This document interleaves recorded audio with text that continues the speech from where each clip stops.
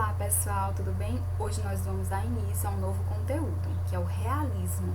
Lembrando que nas aulas anteriores nós estudamos o romantismo, um conteúdo um tanto quanto extenso, porque é dividido em 3 gerações ou 3 fases, como algumas bancas costumam cobrar, algumas bancas de vestibulares. Então, era primeira, segunda e terceira geração, cada uma diferente uma da outra. Nós tínhamos também o romance urbano e o romance indianista. Então, o romantismo, ele precisava dessas ramificações para ficar, digamos assim, mais didático.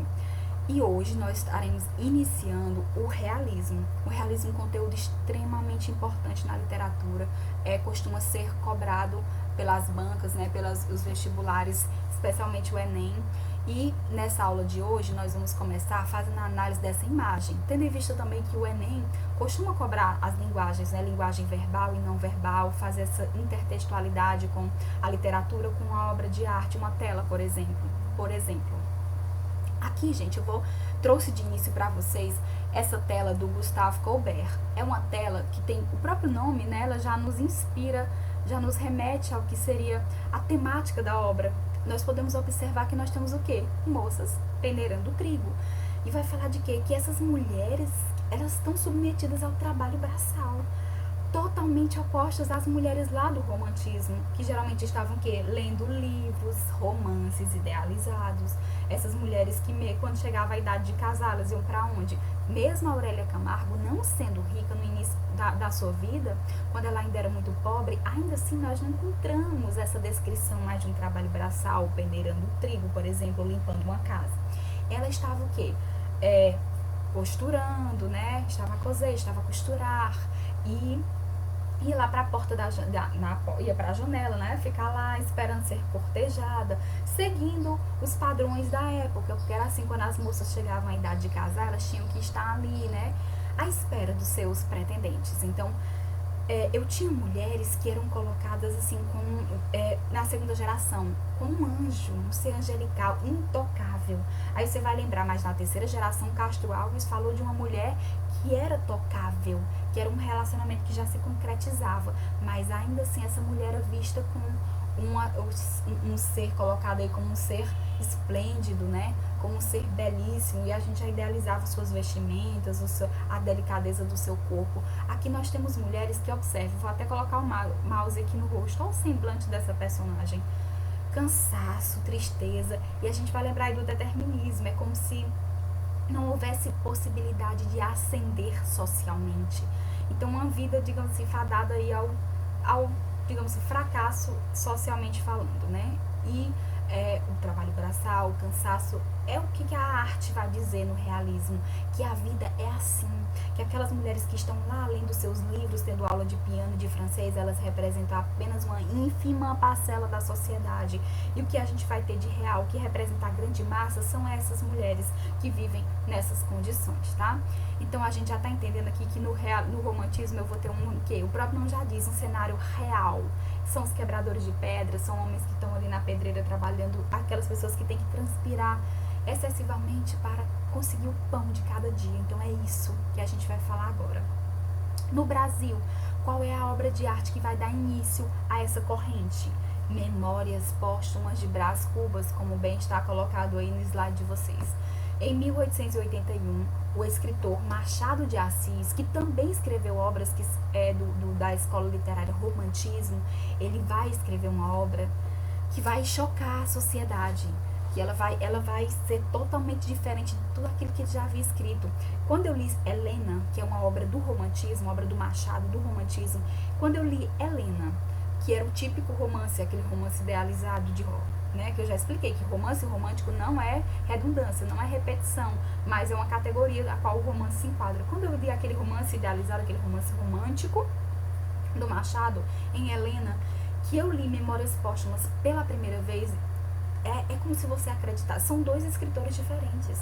Então, assim, é o mesmo escritor, mas assim, é como se ele dissesse, rasgasse o véu do silêncio e dissesse, agora eu vou escrever exatamente como as coisas são. Eu vou fazer uma crítica social, eu vou dizer como a burguesia verdadeiramente vive, eu vou fazer uma crítica ao adultério, porque Brás Cubas vai trair o seu amigo, eu vou explicar melhor. Lobo Neves é casado com uma personagem chamada Virgília, que vai ser amante do Brás Cubas. E o Brás Cubas se torna amigo do Lobo Neves, então ele vai dizer o quê?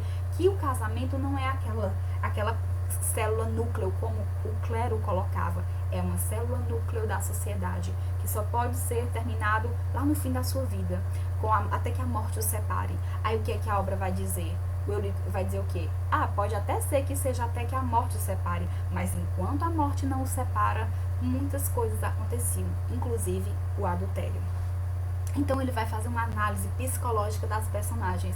Essa obra vai ser escrita em primeira pessoa, tá? O autor, o narrador, o Brás Cubas, ele vai narrar em primeira pessoa contando como foi sua vida.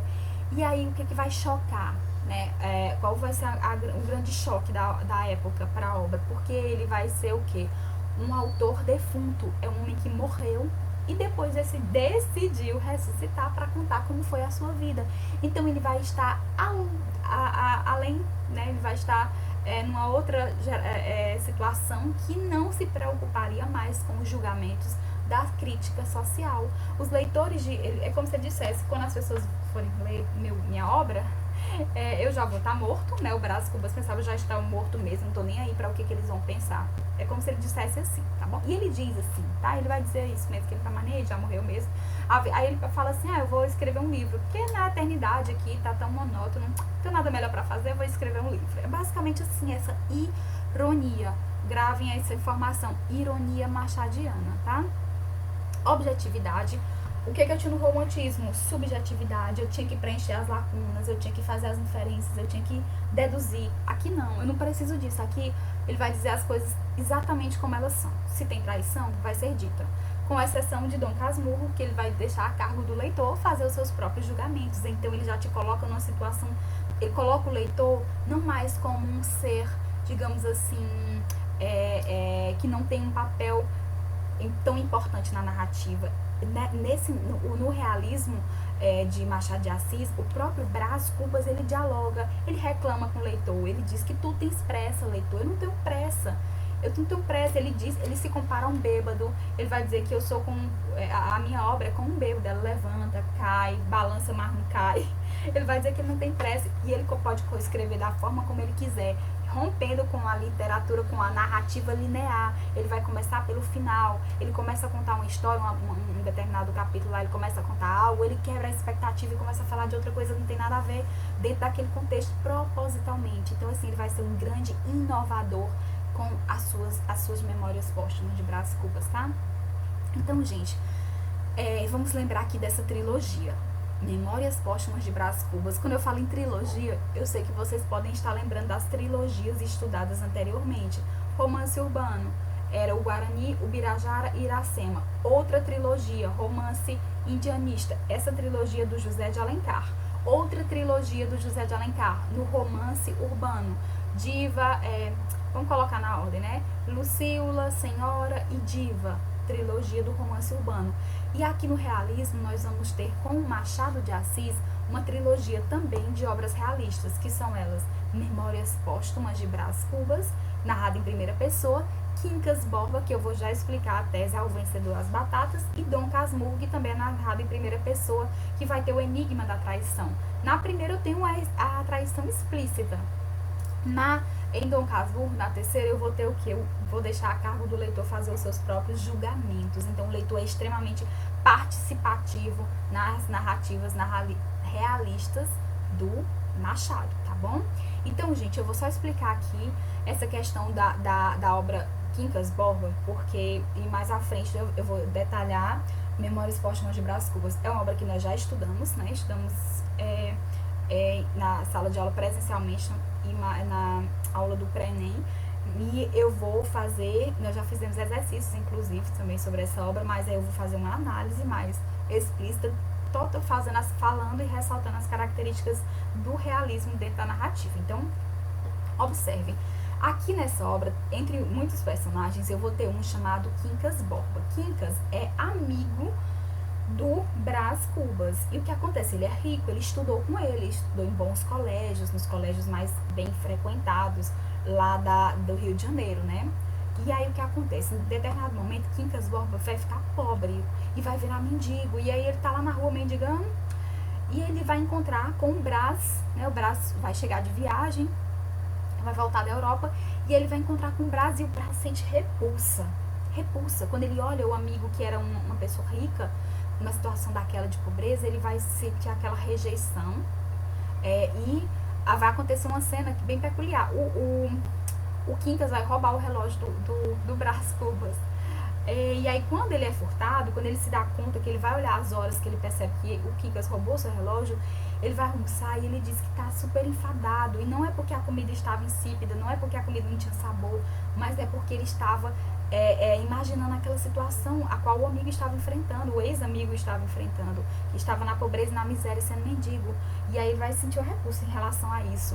E aí, mais à frente, o Quincas Borba vai receber uma grande herança e vai voltar a ser rico. Quando ele volta a ser rico, ele devolve o relógio, né? Compra um relógio caríssimo, muito fino, e manda deixar na casa lá do Brás. E aí eles retomam a amizade e começam a almoçar juntos, a jantar juntos. E o Quincas é uma personagem extremamente filosófica. Lembrando que, dentre as características do realismo, eu vou ter a filosofia, o cientificismo, o positivismo. Eu vou ter inúmeras correntes aqui em base desse período. E o Quincas é uma personagem tão incrível que ele vai criar a sua própria corrente filosófica, que é o humanitismo.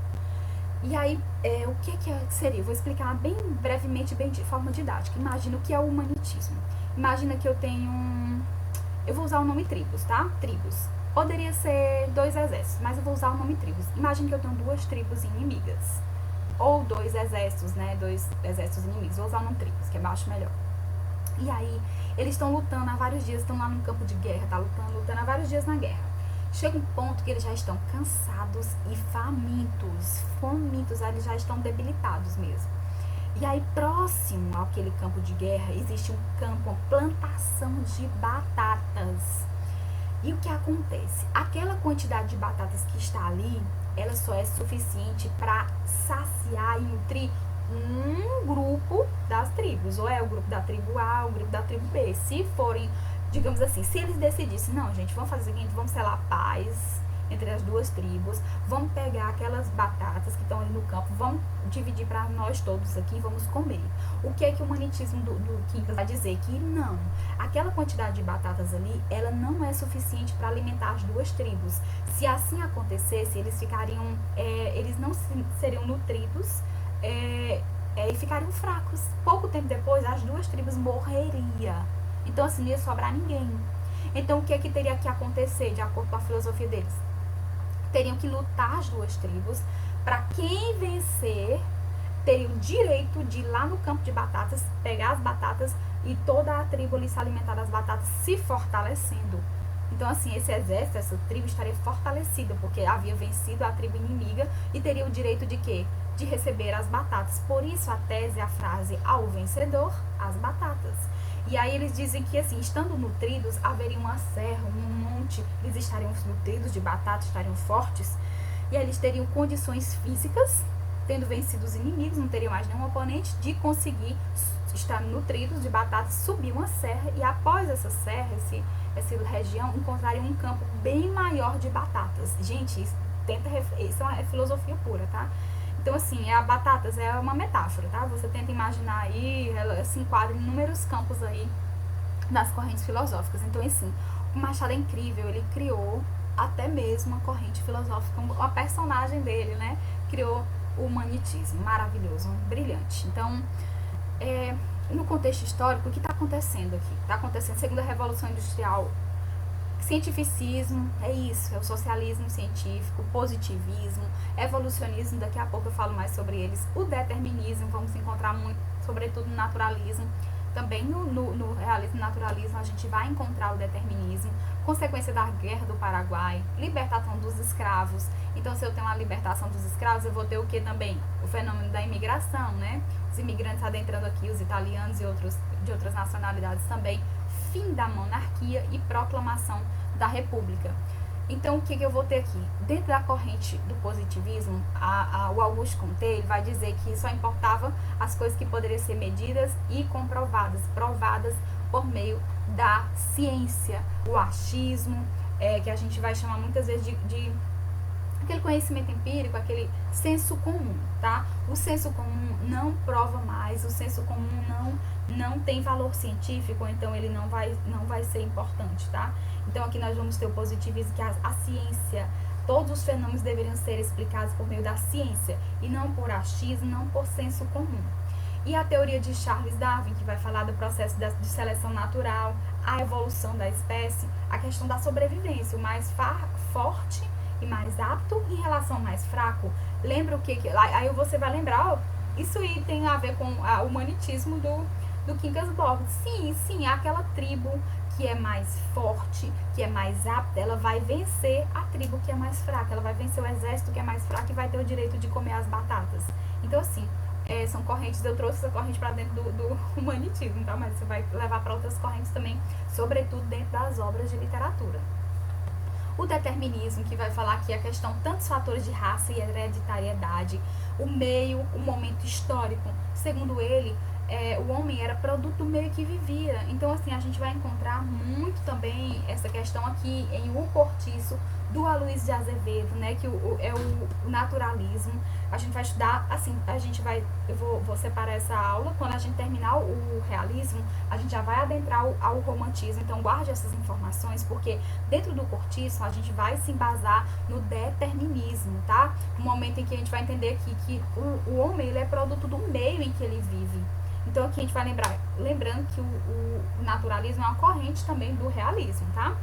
Então, o socialismo científico, a gente vai lembrar de Karl Marx, do Engels, que ele vai dizer que vai fazer uma denúncia, né? A questão da exploração do proletariado. Então, a gente já tem uma arte que é denúncia social.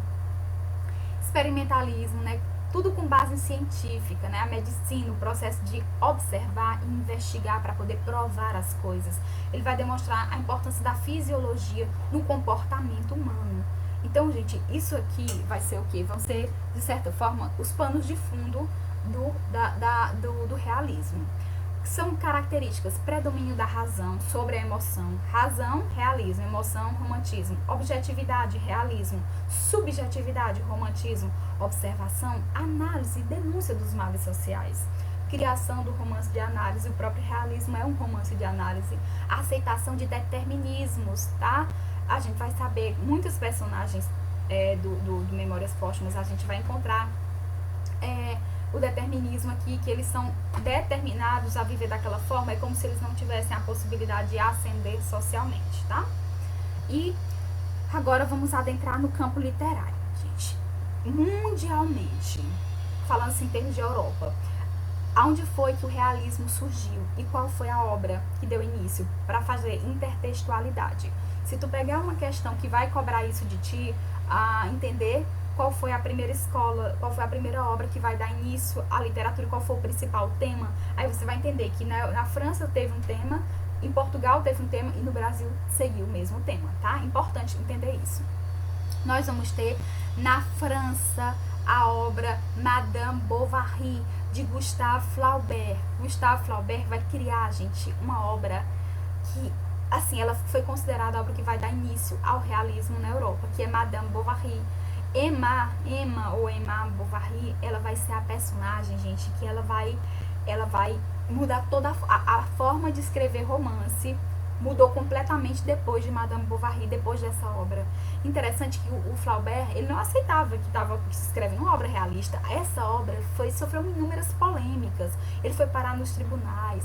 Se eu não me engano, o dono da gráfica, a gráfica que imprimiu lá os exemplares, também foi para o tribunal.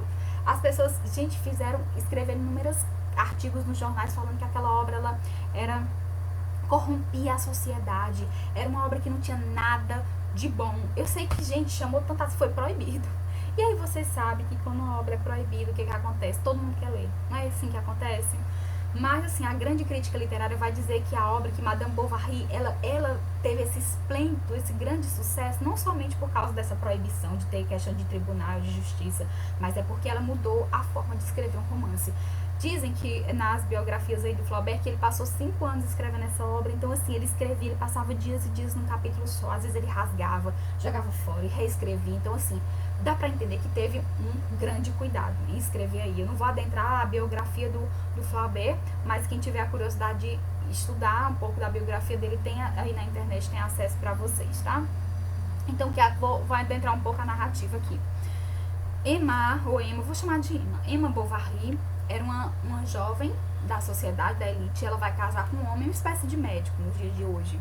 E aí esse homem é um viúvo que tem uma boa herança e tem como oferecer uma boa vida para ela.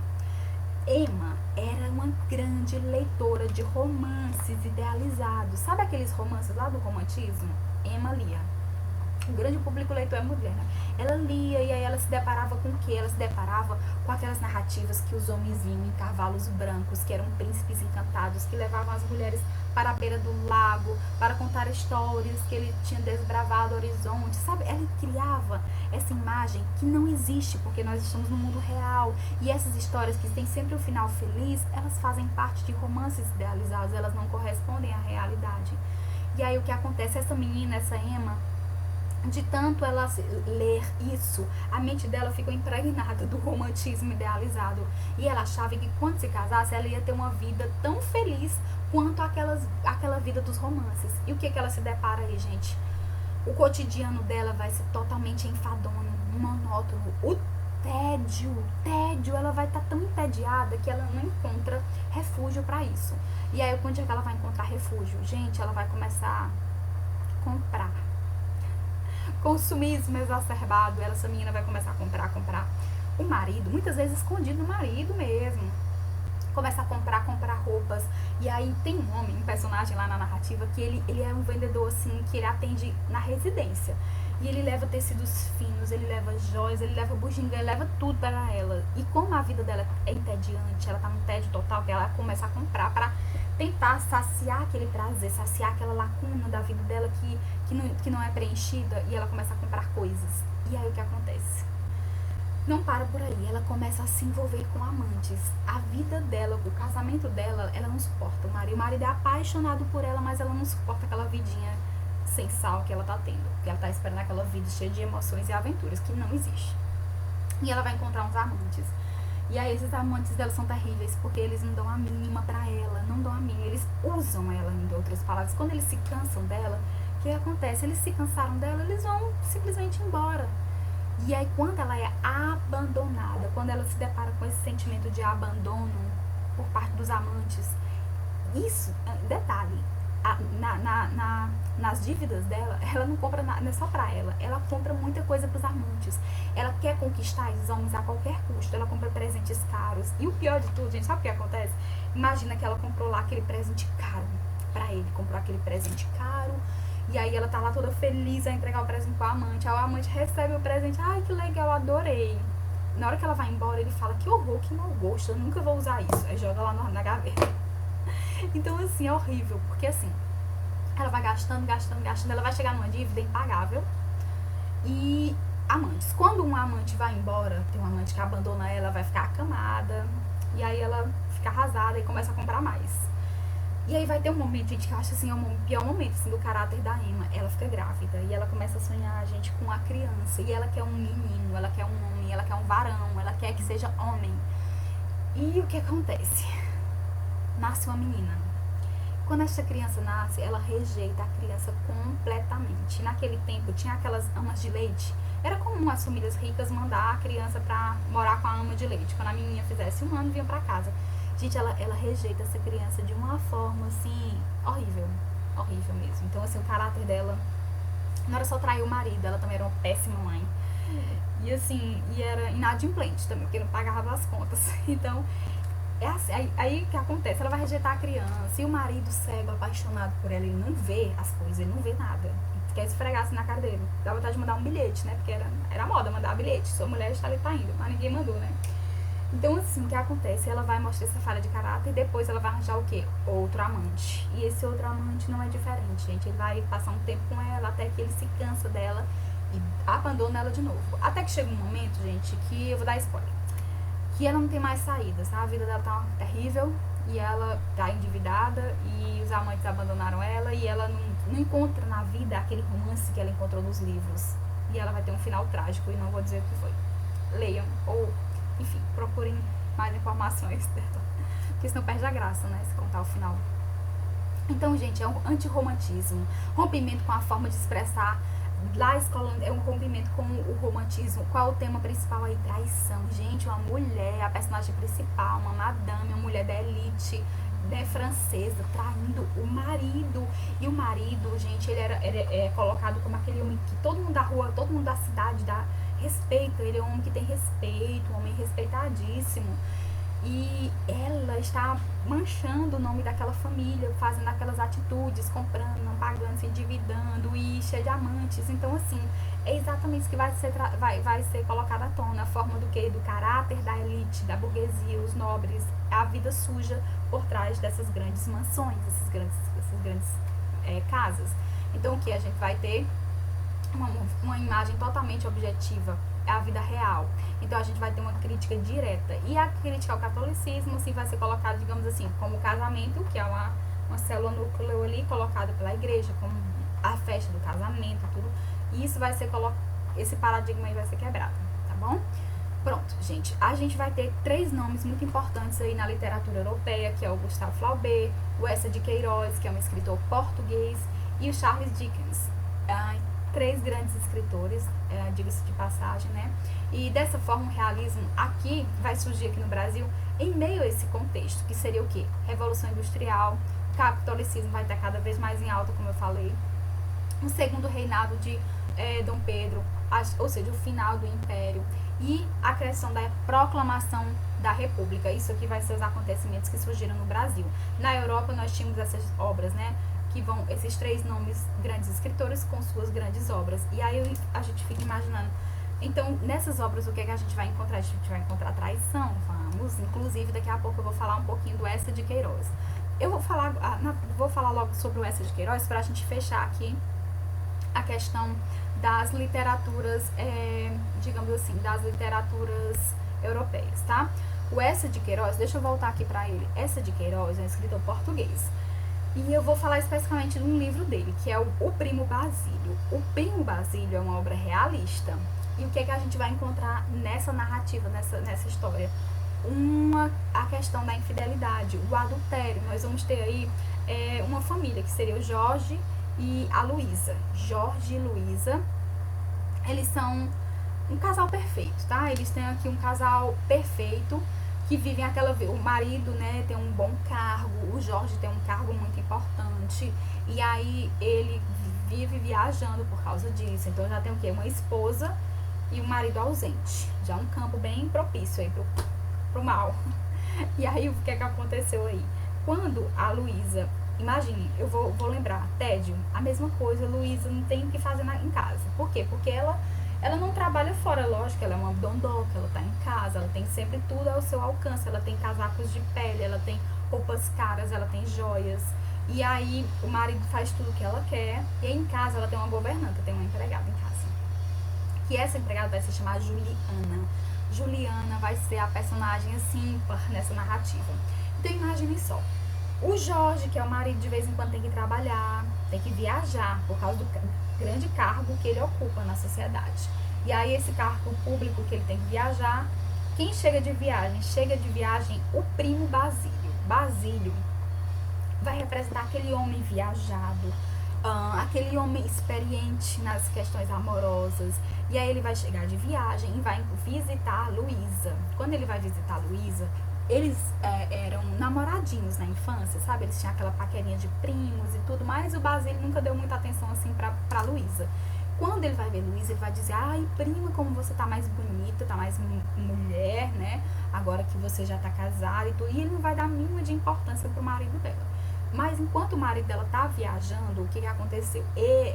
Luísa vai começar a ter um caso extraconjugal com o seu primo, que é o nome da obra, Primo Basílio. O que é que Basílio promete pra ela? Ele começa a contar as histórias que ele conheceu, sabe? Aquelas viagens, é como se ele dissesse pra ela: olha, eu conheci o Egito, vi as pirâmides, e aí ela fica encantada, porque ela só escutava essas histórias nos livros. Aí ele fala assim pra ela também, eu também conheci. Aí ele vai falar que vai pra Paris, conhecer a Torre Eiffel, enfim, vai contar inúmeras histórias, e ela fica encantada. Ele começa a fazer promessas pra ela. O seu marido nunca te levou pra fazer viagens assim. Olha só, começa a questionar, a criar, a instigar esses pensamentos na cabeça da Luísa. Realmente, meu marido nunca me levou para essas aventuras, para conhecer esses lugares. Eu tô só sempre com essa vida monótona aqui. E aí ela começa a sentir interesse e desejo, até que eles se envolvem e começa a ter um caso, né, extraconjugal. E o que acontece aí? Eles não tinham WhatsApp na época, eles começam a se corresponder por bilhetes. E o que acontece? Mulher romântica, o que ela fazia? Ela guardava os bilhetes, e os bilhetes eram a prova do crime, da infidelidade dela, e ela guardava, porque assim, ela era a letra dele, era o cheiro dele que estava no papel, então ela não queria jogar fora, guardava os bilhetinhos dele nos bolsos dos casacos, né, no guarda-roupa, nos lugares assim que as pessoas guardam bilhetes. E aí um belo dia, quem achou esses bilhetes? A empregada da casa, a governanta, como era o nome dela? Juliana. Juliana vai ser a Lembra do determinismo? Gente, Juliana, abri um parênteses aqui pra Juliana. Juliana, ela era magra, ela era feia, ela tinha um semblante amargo. E assim, a vida inteira dela, ela sempre teve naquele tipo de trabalho braçal, cansativo. E aquilo, ela não via a possibilidade de melhoria de vida. Ela pensava que quando chegasse um momento da vida dela, ela ia morrer no fracasso. E ela, assim, era cada vez mais se tornando mais amarga e cansada, o trabalho cansativo e tal. Aí chega um momento que ela vai fazer uma limpeza lá, higienizar os casacos da sua senhora, né, da Luísa, e ela encontra o quê? Os bilhetes de Basílio e de Luísa. E falava, eram as provas, né, contando quando eles se encontravam, o que eles estavam prometendo fugir, prometendo mil coisas. Até que o que acontece, gente? Basílio, primo Basílio, que não queria nada de sério com Luísa, ele tava era só mais um caso pra ele. O Basílio vai embora, Luísa fica acreditando, se sentindo arrasada quando ela descobre que ele simplesmente abandonou ela e que era só um casinho a mais. E aí ele vai embora, ele sumiu da vida dela, e ela vai ficar arrasada porque ela achava que ia embora com ele e viver aquela vida de aventuras. Quando ela vê que a vida não é bem assim, que ele simplesmente a usou, o marido dela chega de viagem. Quando o marido dela chega de viagem, a Juliana, a empregada, tinha descoberto o quê? Os bilhetes. O que ela vai fazer? Ela vai pegar esses bilhetes e vai usar contra a patroa. É a única forma que ela vai encontrar de, digamos assim, de ascender socialmente. E ela vai colocar, gente, essa parte maravilhosa, vocês têm que ler esse livro. Ela pega os bilhetinhos, aí ela começa a fazer, sabe o quê? Ela diz, eu quero esse casaco, que é um casaco caríssimo da patroa dela, vai dizer, eu quero esse casaco pra mim, eu quero pra mim. Aí a Luísa vai dizer, você tá louca? Ela falou, se você não me der, eu mostro os bilhetes para o patrão, pro seu Jorge. Você quer que o seu Jorge saiba que você me traiu, ou que você tá traindo ele? E aí ela fica louca, não pode ficar com o casaco, não quero mais. E aí começa a pedir joias, e começa a pedir dinheiro, ela começa a extorquir a patroa. Começa a extorquir com essas constantes ameaças. Então, é terrível. E aí isso não vai terminar bem. Só que aí o marido o quê? Ele perdoa a esposa. Mas o que acontece? Quem não pode saber disso? A sociedade. Viu a crítica? A sociedade não pode saber que ele foi traído. Então, o que era mais fácil acontecer? E dar um fim em quem? Dar um fim em Juliana. Dar um fim na vilã da história. E aí vai mostrar o determinismo, como a vida dela vai ser fadada ao fracasso até culminar na sua morte. Porque até mesmo quando ela tenta ascender socialmente, conseguir recursos, conseguir um casaco de pele, uma roupa, joias, dinheiro, é por meio de algo sujo, que é a chantagem. Embora a chantagem seja por algo mais sujo ainda, uma traição. Enfim, então vai ser esse conjunto de intrigas e vai culminar na morte aí de Juliana. E, gente, é bem interessante a maneira como é colocado o psicológico dessa personagem. E ela morre, e aí o pior de tudo não acontece. Quando você pensa, não, os problemas acabaram, Juliana morreu. Não acabaram por aí, porque os fantasmas, digamos assim, essa imagem da Juliana, ela vai estar presente lá na casa deles o tempo inteiro, e é horrível isso. E aí eu também queria muito que vocês tivessem a oportunidade de ler, porque vale a pena essa leitura nesse período, sobretudo esse período de quarentena, é uma leitura cativante, porque quando você está lendo Primo Basílio, você fica querendo saber os detalhes, o que vai acontecer, enfim, eu não vou contar como é que isso vai acontecer, tá bom? Até aí é o suficiente pra gente entender a parte literária, mas os detalhes eu queria que vocês fizessem a leitura. Então, gente, por hoje é só. Eu fiz a apresentação dessas 3 obras, né? Dessas Memórias Póstumas de Brás Cubas, Madame Bovary e Primo Basílio. Na próxima aula a gente vai dar continuidade às outras características do realismo.